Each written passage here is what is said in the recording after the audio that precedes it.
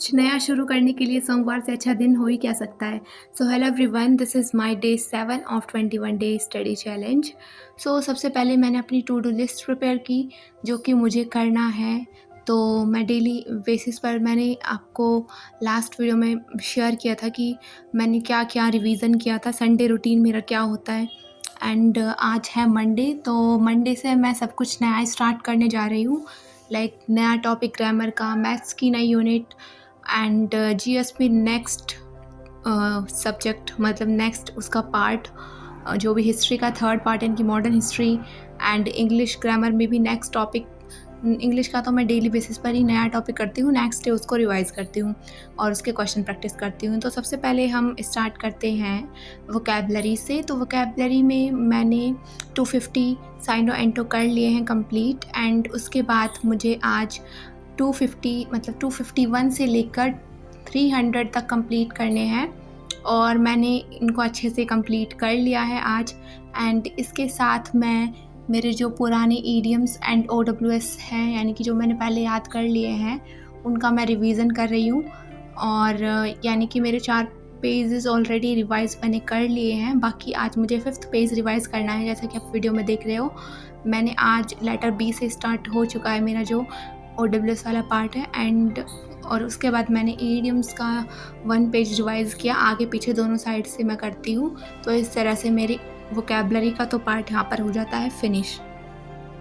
उसके बाद मैंने अपनी वो शीट निकाली जिसमें मैंने कैलकुलेशन से रिलेटेड, यानी कि square, cubes and factorial and उसके साथ कुछ टेबल्स लिखी हुई हैं और उनको मैंने रिवाइज़ करना स्टार्ट किया। तो मैंने आज स्क्वायर 50 तक किए हैं एंड क्यूब मेरे 30 तक हुए हैं और 10 तक मैंने फैक्टोरियल भी रिवाइज़ किए थे आज। और टेबल मैंने 29 तक की, यानी कि 30 की तो याद ही होती है ऑब्वियसली सबको, एंड बाकी मेरे को 30 तक अब टेबल याद हो चुकी है।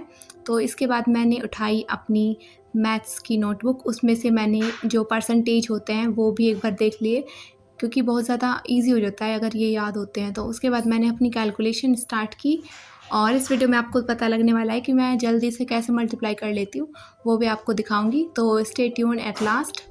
और ये कैलकुलेशन ख़त्म करने के बाद मैंने बाकी अपना नेक्स्ट सब्जेक्ट उठाया। तो सबसे पहले मैं अपनी मल्टीप्लिकेशन टेबल है वो कंप्लीट कर रही हूँ। आज एडिशन, सब्ट्रैक्शन और डिवीज़न के क्वेश्चन मैंने नहीं किए हैं, बस सिर्फ मल्टीप्लिकेशन के हैं, क्योंकि ज़्यादातर गलत होने की संभावना यही होती है। तो दिस इज़ द मेथड। सबसे पहले हमें ये 5 और 2 है, इसको मल्टीप्लाई करना है, उसकी कैरी को साइड रखना है। बाकी अब क्रॉस मल्टीप्लिकेशन करेंगे, फिर इनको हमें ऐड करना है। ऐड करने के बाद फिर एक डिजिट है और बाकी कैरी लगानी, फिर 7 को 5 से मल्टीप्लाई करके 4 ऐड कर लेने हैं। 1 मिनट, 7 को जब 4 से हम 5 से मल्टीप्लाई करेंगे तो 35 प्लस 4 39 आएगा। सॉरी, मैंने 40 लिख दिया है गलती से, तो this is by my mistake. So इस तरह से मैंने क्वेश्चन किए थे। शायद वीडियो बनाने के चक्कर में वो गलत हो गया होगा, मैंने इसको देखा नहीं, तो अभी मेरे को ध्यान आया है। तो कैलकुलेशन ख़त्म करने के बाद मैंने अपना नेक्स्ट जो सब्जेक्ट है वो उठाया, उसमें मैंने ग्रामर स्टार्ट किया, जिसमें मुझे नेक्स्ट रूल्स रिवाइज़ करने हैं। और इन वाले रूल्स में लिटिल, फ्यू, मच, मैनी, मोर, मतलब ये चीज़ें होती हैं। जो आज ये वाला रूल आया था और इसके क्वेश्चंस भी मैंने इसमें नोट किए हुए हैं, जो कि रानी मैम ने पढ़ाए थे, वही मैंने यहाँ पर उतारे हैं। और ये PYQs हैं जो कि क्वेश्चंस एग्जाम्पल के रूप में लिखे हुए हैं, तो ये PYQs ही मैम ने कराए थे।